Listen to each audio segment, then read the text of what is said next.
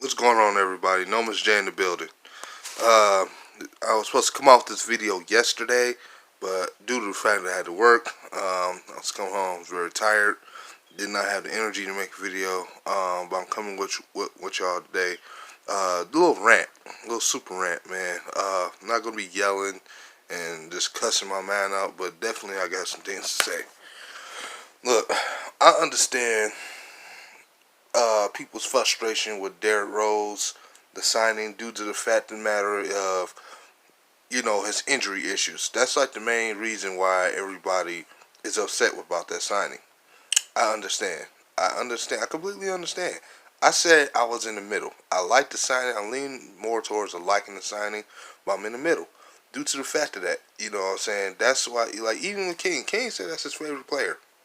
Even himself said he didn't personally want him here because of the injury history, but because that's his guy at the same time, he not go hate against it, and that's kind of where I'm at, man. I'm not gonna hate against this signing because of one thing. Everybody, when we traded for Blake, people didn't want Blake here because of his injury problems, and you know what I'm saying. And it showed the year he got traded here. And last week, he probably could have came back and made the playoffs, but still, and we seen this year, this was potentially his healthiest season of his entire career.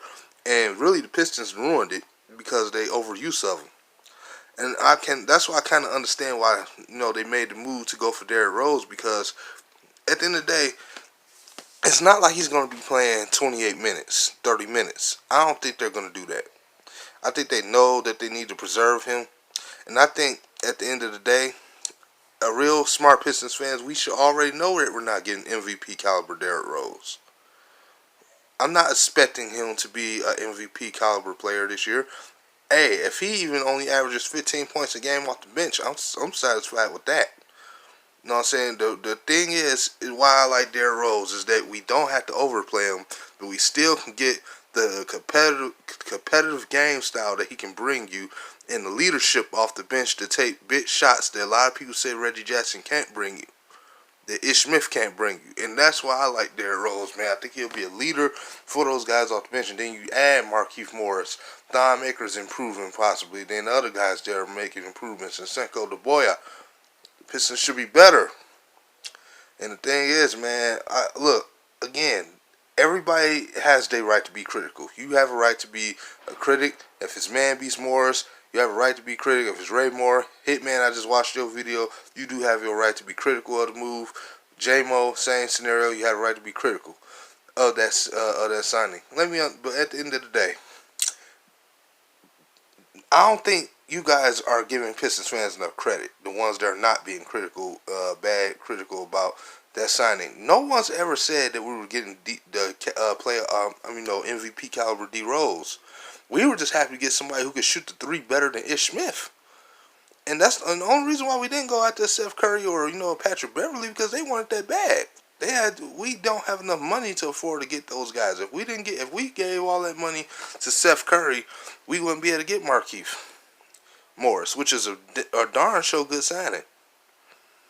You know what I'm saying? And the way that the Pistons are making the moves right now lets me know that they're thinking about the future.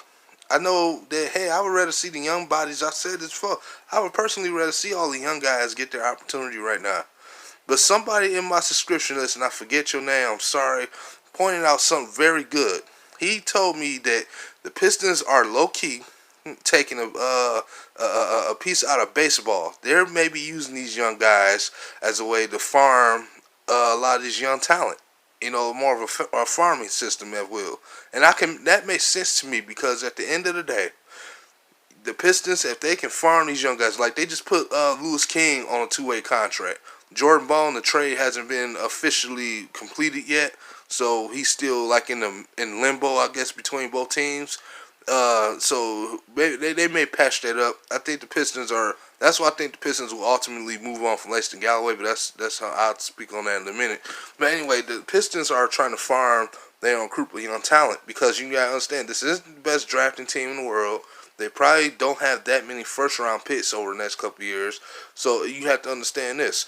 The Pistons are trying to find ways to groom talent and take the ones they feel are most ready. That's why they probably got Servetus, out the draft. They must have really liked his potential.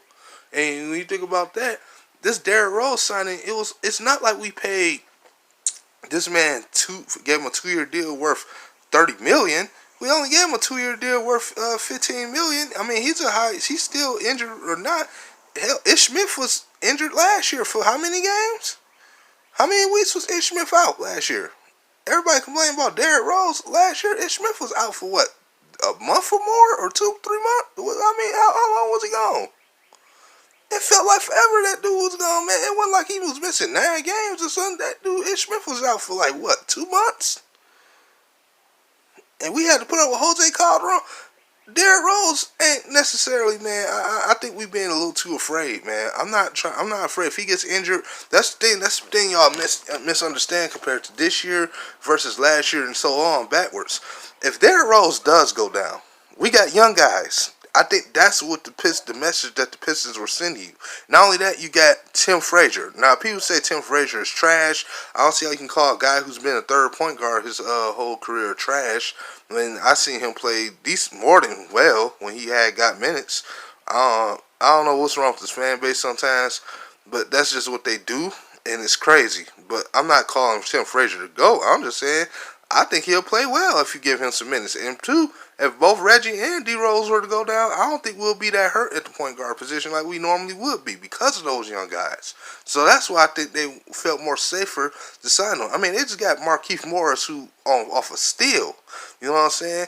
And then, not to mention, I want to end this debate one more time because I see this came up.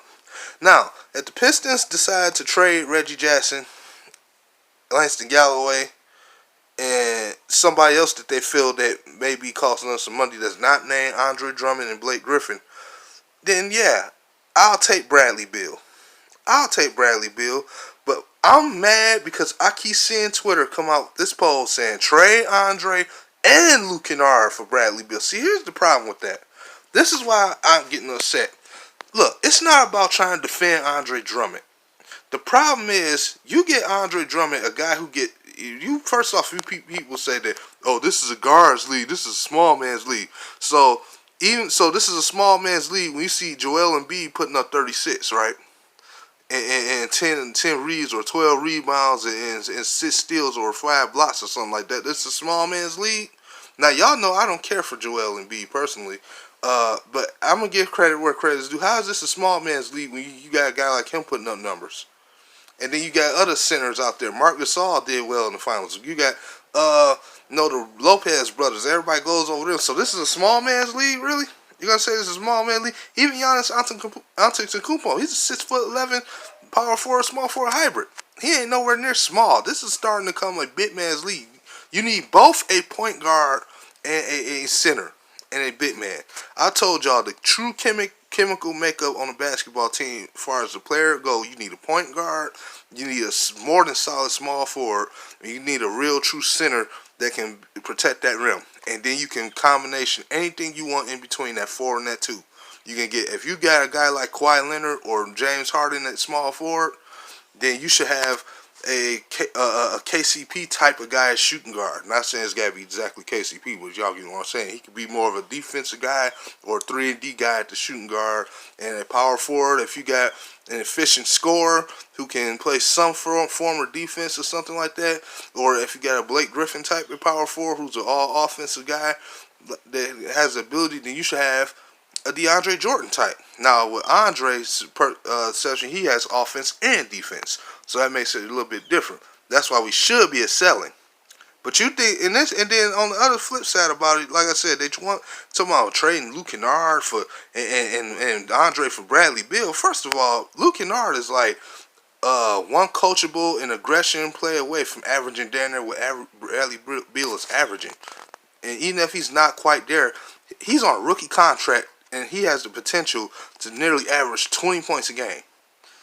And he's still in the rookie. Why would I give up a cheaper contract that can give me almost the same production with possibly more talent if he just be aggressive enough, plus Andre, who don't get no plays ran through him, who can still give me a 20-20?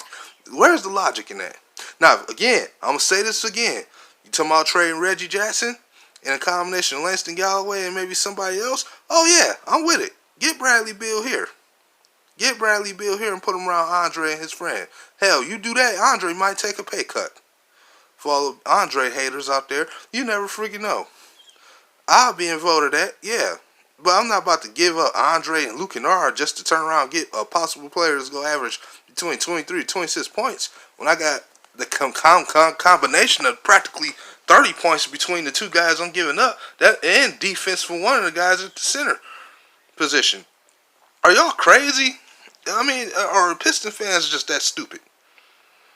Look, man, like I said, I don't want to bring this Bradley Beal thing back up again, but that just ticked me off. I'm tired of seeing that dumb post.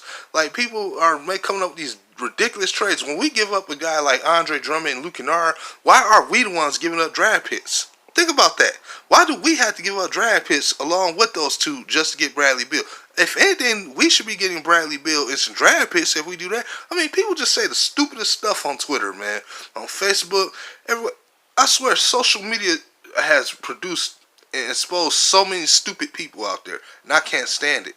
You know what I'm saying? I'm not here. This video, if you find this video, you feel like it'll be offensive, this is not for you. If you're somebody who disagrees with this or actually tries to make sense, this video is not for you. These are for the people who just come out with ridiculous stuff to say because it's just what it just is like that. You know, oh, it's a small man's league. It makes no sense. You can have all the guards you want.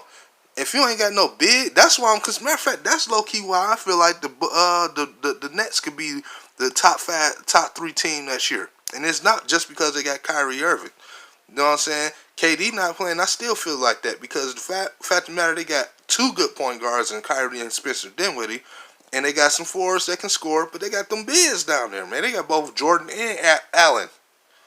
You gotta be careful about the damn Brooklyn Nets next season. That's all I can say. But shout out to all the Pistons fans anyway. I ain't want, like I said, this is kind of a rant, stuff I want to get off my chest. I'm just tired of hearing the same old mess all the time, man. Like, come on, man, everybody need to be original. Come up with trades that make sense. You know what I'm saying? If you don't feel D Rose, that's fine. You know what I'm saying? I'm like this anyway. I'd rather wait to see what happens before I just assume. That's why I said I was in the middle of things. And Pistons fans that are cool with the signing, y'all have to remember, you can't get too sensitive because somebody disagrees with the signing of Derrick Rose. You know what I'm saying? You can't be too sensitive about it. If that's your guy, that's fine. But you don't have to be so sensitive about because man beasts don't like the signing. Man beasts don't usually like a lot of things that the Pistons do. So I'm kind of used to it. You know what I'm saying? But at the same time, man beasts and the rest of the game, y'all on y'all's end, y'all can't be so jumping, just quick to jump and knock everything down because you don't feel like it's gonna work. You have to try at least see what good can come out. At least stay in the middle of it and wait and see before you just already call it a failed signing or something. You know what I'm saying? Like, everybody had to try to be in the middle and be more observative of what can happen and try to see the whole bigger picture. You know what I'm saying? You know what I'm saying? I think Derrick Rose is not going to do the Iverson. You know, if you don't believe me, go watch Tivity Detroit 9701. His link in his channel will be, of course, in the description. He was just talking about this last week. Earlier last week, around Tuesday or so, he made a video explaining this. And, you know what I'm saying? I think D Rose will be a role player, a team player for this team, and a good leader. But that's all I wanted to say, man. If you like anything I had to say, man, tell me why. Don't be disrespectful. You know, come with something more than just I'm wrong or, you know, again, leave in the comment section. You agree with what I said? Tell me why the same reason. You know what I'm saying? Shout out to DV. Shout out to Hitman, all of them, man Beast. Shout out to J-Mo. And, you know, shout out to everybody in DSA, man. Again, all the links to their channels will be in the description. It's your boy Nomis J in the building. Make sure, if you have a chance, please subscribe to my channel, man. It's your boy Nomis J, and I'm out. Peace.